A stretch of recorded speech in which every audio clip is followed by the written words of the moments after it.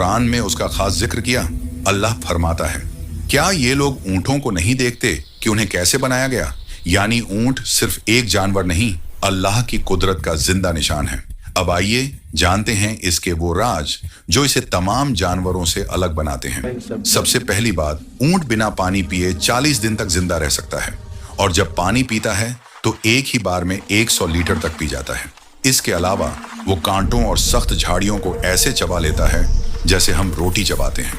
ऊंट का पेट इतना ताकतवर होता है कि वो दुनिया के जहरीले सांप तक को हजम कर सकता है। और हैरत की बात यह कि ऊंट 50 डिग्री से भी ज्यादा गर्मी में खड़ा रह सकता है, बिना थके, बिना हिले। लेकिन सबसे ज्यादा चौंकाने वाली बात, ऊंट सिर्फ रेगिस्तान का बादशाह नहीं, बल्कि जरूरत पड़ने पर पानी में तैर भी सकता है। वाकई, बेशक अल्लाह ही सबसे बेहतरीन बनाने वाला है। दोस्तों, कमेंट में अल्लाहू अकबर जरूर लिख